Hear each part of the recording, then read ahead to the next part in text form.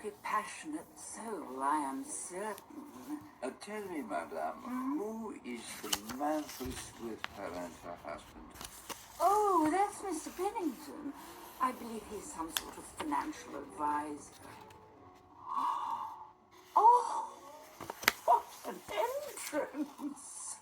What did you say, madame? Oh, that girl in the burgundy dress, who just sat herself down opposite Lynette Ridgway. She seems to think she's really somebody.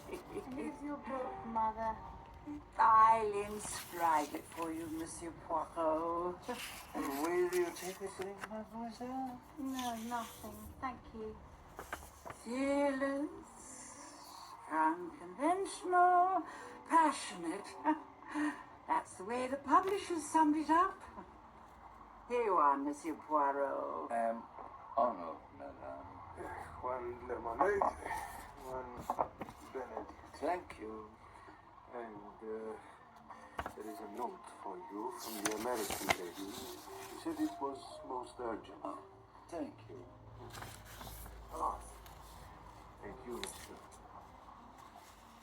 À votre santé, madame.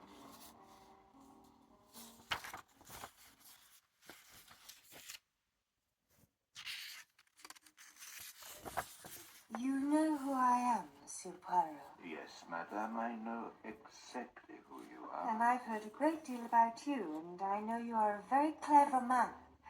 It happens that I am urgently in need of someone to help me, and I think very possibly that you are the man who would do it. You are very amiable, madame, but you see, I am on holiday, and when I am on holiday, I do not take cases. That could be arranged.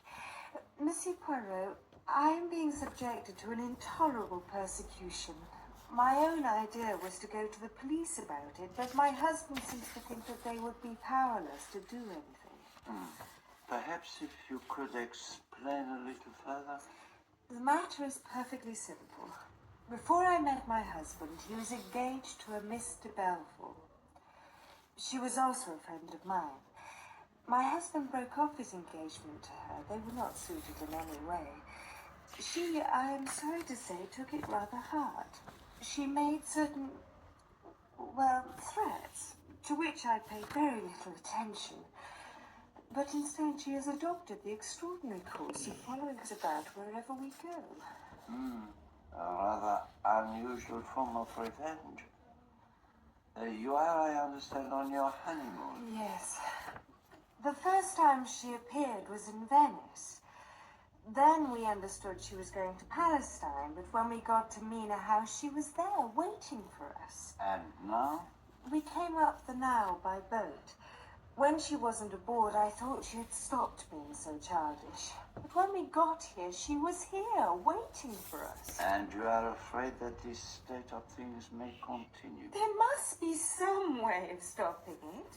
Oh, you can always leave, move somewhere else. Then she will follow. Very probably, yes. Anyway, why should I run away as though... Exactly, madame. As though it is all there, is it not?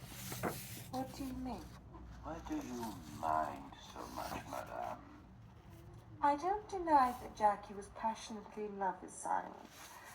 But even before he met me, he was beginning to feel that he had made a mistake. Look at it clearly, Monsieur Poirot.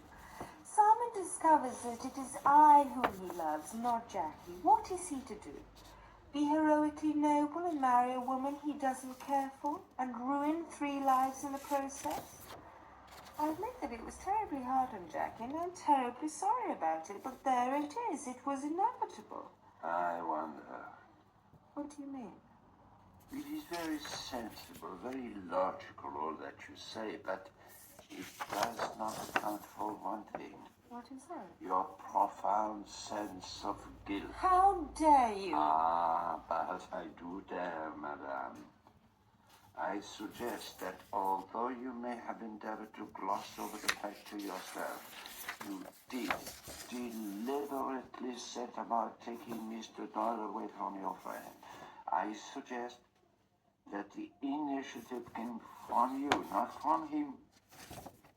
You had every madame, that life can offer. Your friend's life was bound up in one person. You knew that, but you did not hold your hand. Couldn't you talk with her? Reason with her? Yes, I could do that. I will do that if you would like me to do so, but do not expect too much. I fancy that Mademoiselle de Belfort is so much in the grip of a fixed idea that nothing will turn her from it. Jackie is extraordinary. One can't tell what she will do. You spoke just now of certain threats she had made. Would you tell me